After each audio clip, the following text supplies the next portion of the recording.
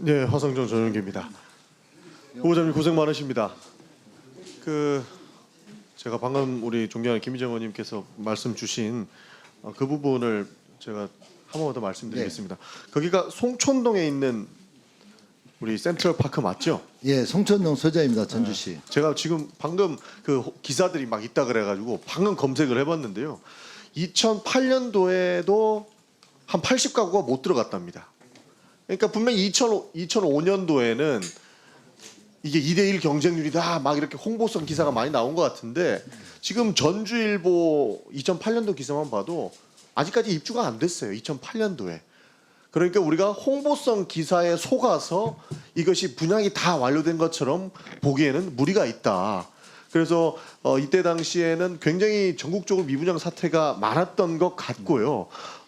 그리고 그것이 지방으로 가면 갈수록 더 미분양 사태가 많았던 것으로 기억하는데 그리고 검색해봐도 그렇게 나오거든요. 혹시 후보님 어떠십니까?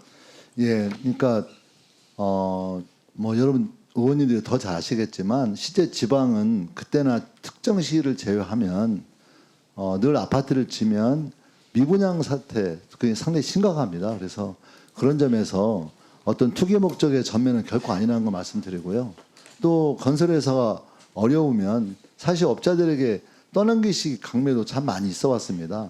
다만 아까 제일건설의 어떤 친인척 관계에서 말씀드리자면 지금도 좀 기억나는데 2개 정도는 받아야 되는데 자네는 특별히 하나 준다 이런 표현이 좀 기억나거든요. 그래서 실제 그 제일건설 센트럴파크를 전매 받아서 그 과정에서 사실은 부도날 좀 위기까지 몰릴 정도로 그게 팔리지 않아서 상당히 심각했고 그래서 결국 그걸 좀 다운시켜서 싸게 이제 매각을 해서 겨우 팔아서 그렇게 된 경우라고 생각합니다. 제가 그 2008년도 그러니까 오해 없이 볼 수 있게끔 기사를 근거로 두니까 저도 하나만 드리겠는데 전주일보에서 뭐라고 적어놨냐면요.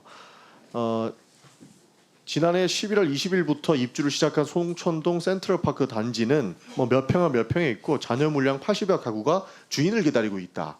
이게 미분양이라는 얘기 아닙니까? 근데 2005년도에 이 인기가 많아가지고 이미 다 팔렸는데 그게 어떻게 미분양이냐라고 하는 부분들은 안 맞는 것 같다. 지금 검색만 해도 바로 나오거든요. 그 부분들을 감안해 주셨으면 좋겠고 우진건설이 뭐 후보자님이 당선된 이후에 뭐 이렇게 수주를 많이 했다 하는데 우진건설이 어떤 공사를 수주했는지 후보자님 아셨습니까? 사실 전혀 모릅니다. 예. 그렇죠. 이것은 지자체에서 하는 사업들이기 때문에 거기에 뭐 관련된 거기 직원이 돈 빌려 그 직원하고 금전적인 관계 뭐 그거 다 갚았다고 하는데 그 사람들이 이후에 수주를 했다라고 그걸 후보자님한테 의심하는 것은 저는 바람직하지 않다라는 생각을 가지고 있습니다. 이쯤 되면은 어느 정도 다 해소가 된 것 같거든요. 그리고 뭐 딸한테 빌려준 돈을 채권으로 잡냐 하는데 저는 사실 부모님한테 돈 빌리고 나서 채권으로 잡아야 된다고 하는 부분들에 우리 사회가 다 받아들일 수 있는지 잘 모르겠습니다. 그건 제가 무지해서 그런지는 모르겠는데 어쨌든 존경하는 한준호 의원님 말씀해 주신 것처럼 만약에 그걸 증여로 잡는다 하더라도 증여세의 대상의 그 한도에 들어가지 않는다라는 점을 오히려 더 명확하게 밝혀주시면 해당 부분들을 클린하게 저는 해소할 수 있을 거라고 봅니다. 제가 좀 설명 해 주십시오. 예.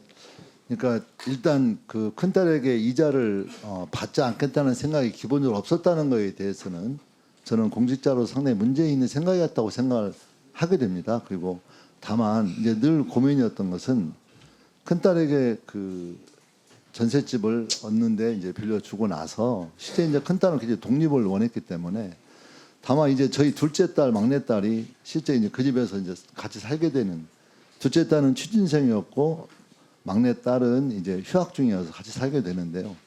그러니까 제가 나중에 세무세 확인해 보니까 정확히 계산하자면 제가 부양의 의무가 있는 둘째 딸, 셋째 딸이 그 집에 귀가할 경우에는 그 집에 들어가는 월세를 내야 되고 또 월세를 받은 우리 큰 딸은 그 월세를 받은 거에 대한 소득세를 또 신고해야 되고 이렇게 된다고 하는 과정에 놓여 있어서 제가 이제 그 뭐죠 둘째, 셋째 부양의 의무가 있기 때문에 그 문제는 그렇게 좀 편하게 생각해 버린 게 있습니다, 사실.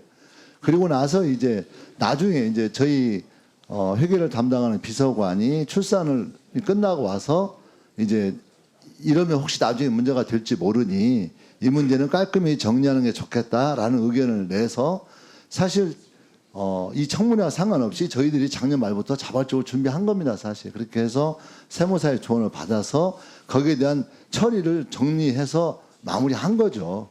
그러다 보니까 사실 아버지가 돈 이만큼 빌려주고 어머니가 이만큼을 빌려준 게 아니고 실제 부부간에 이제 어쨌든 모아가지고 그걸 진행을 한 겁니다. 그래서 그런 점에 있어서 저는 우리 의원님들께서 일정하게 여러 가지 비판적으로 보시는 거에 대해서는 제가 이자를 받지 않아야 받을 생각이 없었거나 또 그 재산 신고 과정에서 명확하게 정리해서 신고해야 된다고 하는 것이 부실한 점에 있어서는 정확히 저에게 불찰이 있다고 저는 인정하겠습니다. 다만 이걸 증여하려고 했거나 또 증여를 회피하기 위한 그런 굉장히 탈법적인 방법을 썼다고 하는 것에 대해서는 그게 아니라는 점을 말씀드리고 아까 그런 의사와 능력이라는 얘기 했는데요.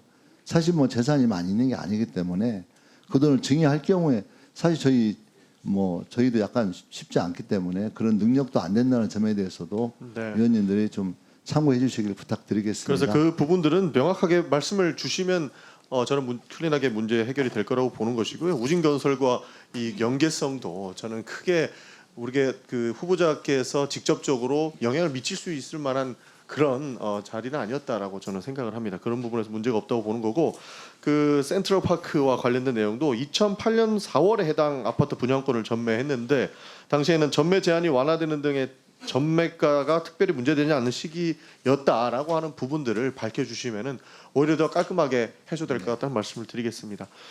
질의 시간이 다 소모됐어요. 다음 질의하겠습니다. 감사합니다. 예. 네.